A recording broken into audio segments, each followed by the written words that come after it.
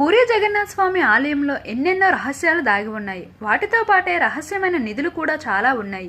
ఆ నిధి ఉన్న గదులను కొన్ని రోజుల క్రితమే తెరిచారు. అక్కడ ఆ నిధులు ఉన్న గదులు ఉన్నాయి అని అందరికీ తెలుసు. ఆ నిధి అక్కడకు ఎలా వచ్చింది, దాని విలువెంత, ఎన్నిసార్లు ఆ నిధి ఉన్న గదిని తెరిచారు, ఎవరెవరు దోచుకున్నారు, ఎవరెవరు దానం ఇచ్చారు, కొద్ది రోజుల క్రితం ఆ నిధి ఉన్న గదిని తెరిచినప్పుడు ఏం జరిగింది, ఇలాంటి విషయాలు ఈ వీడియోలో తెలుసుకుందాం. మహాభారతంలో వనపర్వంలో రాసి ఉన్న దాన్ని బట్టి పూరీ జగన్నాథ స్వామి ఆలయాన్ని ఇంద్రజిమ్నుడు అనే ఒక రాజు నిర్మించడం మొదలుపెట్టాడు. కానీ ఆ ఆలయ నిర్మాణం పూర్తి చేసింది మాత్రం 12వ శతాబ్దంకి చెందిన అనంతవర్మ చోటగంగ అనే ఒరిస్సాకి చెందిన రాజు.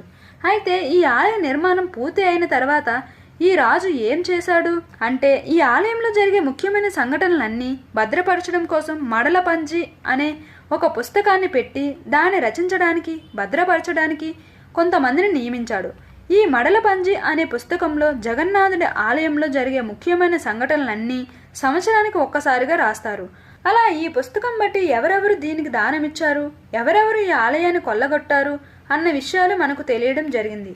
అయితే ఈ ఆలయంలోకి నిధి ఎలా వచ్చింది అంటే, దానికన్నా ముందు తెలుసుకోవాల్సింది ఆ నిధి ఎక్కడ ఉంది అన్నదే. మనం దర్శనం చేసుకునే ఆలయం పక్కన ఉత్తర దిశగా ఒక పెద్ద గది ఉంటుంది. దాన్నే బాహార్ బండర్ అంటారు. ఈ బాహార్ బండర్లో జగన్నాథ స్వామికి నిత్యం ఉపయోగించే ఆభరణాలు, కిరీటాలు, వస్తువులు ఈ నిధిలో ఉన్నాయి. కాబట్టి ఈ గదిని తరచుగా తెరుస్తూ ఉంటారు. కానీ ఈ గది లోపలే బీదర్ బాండర్ అనే మరో గది కూడా ఉంది. ఆ బీదర్ బాండర్లోని నిధులతో పాటు చాలా రహస్యాలు కూడా దాగి ఉన్నాయి. అందులోని ఎవ్వరూ తెరవలేని మూడో గది కూడా ఉన్నది. ఆ మూడవ గదిని జూలై 14వ తేదీన తెరిచారు. కానీ ఆ మూడో గది కాకుండా చాలా రహస్యాలు అయిన 7 స్వరంగ మార్గాలు కూడా ఉన్నాయి. ఆ 7 స్వరంగ మార్గాల్లో 2 మార్గాలు 1964లో కనిపెట్టారు. మూడవది 1972లో కనిపెట్టారు. మిగిలిన 4 ఎక్కడ ఉన్నాయో కూడా ఎవ్వరికీ తెలీదు. అయితే ఈ గదులతో పాటు ఆ స్వరంగ మార్గాల్లో కూడా అంతులేనంత నిధి ఉంది. ఇక్కడికి ఇంత నిధి రావడానికి మొదటి కారణం గజపతులు సామ్రాజ్యాన్ని సృష్టించిన సూర్యవంశంకి చెందిన కపిలేంద్ర దేవ అనే రాజు. అతను 1434 నుంచి 1467 దాకా చాలా రాజ్యాల మీద దండెత్తినప్పుడు దొరికిన సంపదను తీసుకువచ్చి అందులో కొంత ఇక్కడ దాచారు. అతని తర్వాత కొడుకైన పురుషోత్త దేవుడు కూడా చాలా రాజ్యాల మీద దండెత్తి ఈ ఆలయంలో అంతులేనంత నిధిని పోగేశారు. ఎవరెవరు దానాలిచ్చారంటే, మడల పుంజల అనే పుస్తకంలో పేజీ నెంబర్ 31లో ఒరిస్సాకి చెందిన అనంత భీమదేవుడు అనే ఒక రాజు దాదాపు 1,25,000 తులాల బంగారాన్ని ఈ గుడికి దానంగా ఇచ్చారు. ఆ తర్వాత మరో రాజైన రాజరాజదేవ 16 ఏనుగులతో మోయించిన బంగారాన్ని ఈ గుడికి సమర్పించారు. ఇలా చాలా మంది రాజులు ఈ ఆలయానికి దానంగానో లేదా ఇక్కడ భద్రపరచడానికో అంతులేనంత నిధినిచ్చి అక్కడ నిక్షిప్తం చేశారు. కానీ ఈ ఆలయం మీద దాదాపు 18 సార్లు దండయాత్రలు జరిగాయి. అప్పుడు చాలా వరకు నిధిని కొల్లగొట్టుకొని తీసుకొని వెళ్ళిపోయారు. చాలా మంది దండయాత్ర చేసి చాలా దోచుకొని పోయారు. కానీ ఆఖరిగా బ్రిటిష్ వాళ్ళు అని. ఎందుకంటే 1905వ సంవత్సరంలో బ్రిటిష్ ప్రభుత్వం ఈ నిధి ఉన్న గదిని తెరవాలని నిర్ణయించుకుంది. కానీ వాళ్ళు ఆ గదిని తెరిచిన తర్వాత అక్కడ ఏముంది, ఎంత ఉంది అని లిఖితపూర్వకంగా రికార్డ్ మెయింటైన్ చేయకుండా కొన్ని రోజుల తర్వాత ఆ గదిని మళ్ళీ మూశారు. మళ్ళీ 19 సంవత్సరాల తర్వాత 1926లో బ్రిటిషర్స్ ఆ గదిని రెండవసారి తెరిచి అక్కడ ఏముంది అని తీయడం మొదలుపెట్టారు. కానీ మళ్ళీ అది పూర్తి చేయకుండానే మూసేశారు. అలా 2 సార్లు తెరిచి వాళ్లకు దొరికినంత వాళ్ళు కొల్లగొట్టుకుని వెళ్ళిపోయారు. స్వాతంత్రం వచ్చిన తర్వాత 1978లో ఈ గదిని మళ్ళీ భగవద్ దయాశర్మ తెరిపించి అక్కడ ఏముంది అని లెక్క పెట్టడం మొదలుపెట్టారు. దాదాపు 76 రోజుల పాటు లెక్క పెట్టారు. కానీ అక్కడ ఉన్న అంతులేని నిధిని లెక్క పెట్టలేమని చెప్పి మధ్యలోనే వదిలేసి ఆ గదిని మూసేశారు. ఇలా జరిగిన 46 సంవత్సరాల తర్వాత 2024లో మళ్లీ తెరవాలని కోర్టు నుంచి ఆదేశాలు వచ్చాయి. దాని ప్రకారం జూలై 14వ తేదీన ఈ గదిని తెరవాలని ఒక కమిటీని నిర్ణయించారు. అయితే బాహార్ బండర్ అని ఒక గదిని దాన్ని తెరవడానికి కేవలం ఒక తాళం చెవి మాత్రమే ఉంటుంది.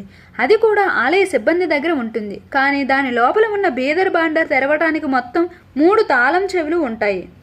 అందులో ఒకటి ఆలయ సిబ్బంది అయిన బాండర్ అధికారి దగ్గర ఉంటుంది, రెండవది గజపతి రాజుల దగ్గర ఉంటుంది, మూడవది డిస్ట్రిక్ట్ కలెక్టర్ ఆఫీసులో ఉంటుంది. అయితే ఈ 3 తాళాల్లో ఒక తాళం చెవి కనిపించకుండా పోయింది. అయితే ఈ తాళంకి డూప్లికేట్ తాళం ఎక్కడ ఉంది అని కనుక్కొని ఆ తాళాలతో ఆ గదిని తెరిద్దాం అనుకున్నారు. దాంతో వీళ్ళు జూలై 14న 1:28 పూజలను ప్రారంభించి జిల్లా మెజిస్ట్రేటు, పూరి ఎస్పీ ఇంకా ఆ కమిటీలో ఉన్న సభ్యులు అందరూ బయలుదేరారు. అక్కడ నాగబంధనాలు వంటివి ఉంటాయేమో అని, అలాగే ఆ గది చాలా సంవత్సరాల నుండి తెరవలేదు కాబట్టి ఏవైనా విషసర్పాలు ఉంటాయేమో అని పాములు పట్టే వాళ్ళను, అంబులెన్స్ని, ఆర్మీ వాళ్ళను మొత్తం బయట సిద్ధం చేశారు. పూజ ముగిసిన తర్వాత ఆ 3 తాళాలను పెట్టి ఆ గదిని తెరవడానికి ప్రయత్నించారు. కానీ ఆ గది ఎంతకీ తెరుచుకోలేదు.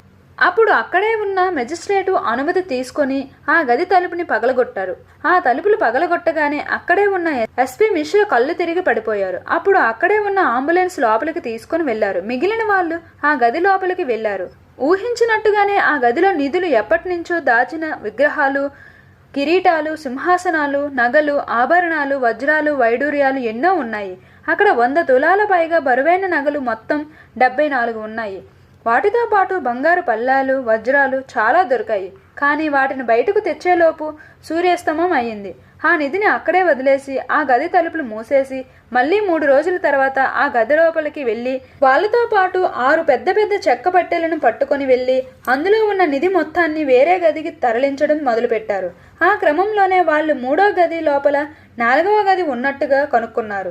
ఆ గది లోపలికి ఎలా వెళ్ళాలి, అక్కడ ఏముంటాయి అన్నది ఎవరికీ తెలియదు. కానీ అక్కడ దీనికి మించిన నిధి ఉంటాది అని భావిస్తున్నారు. అయితే ఈ గది నుండి తెచ్చిన నిధిని ఇంకా వెళ్ళకొట్టలేకపోయారు. అయినా ఇది ఆ పూర్తి నిధిలో కొంత భాగం మాత్రమే. ఇంకా వీళ్ళు బయటకు తీయనిది చాలా ఉంది. ఎంతో మంది రాజులు ఈ ఆలయం మీద దాడి చేసి ఆ నిధిని కొల్లగొట్టారు. ఆ తర్వాత బ్రిటిషర్స్ 2 సార్లు తెరిచి ఆ నిధిని మొత్తం కొల్లగొట్టారు. అయినా అక్కడ అంత నిధి ఉన్నది అంటే ఇంకెవ్వరూ కొల్లగొట్టక ముందు అక్కడ ఎంత నిధి ఉండేదో. ఈ గుడే కాదు, ఇలాంటి నిధులున్న గుడులు చాలా ఉన్నాయి.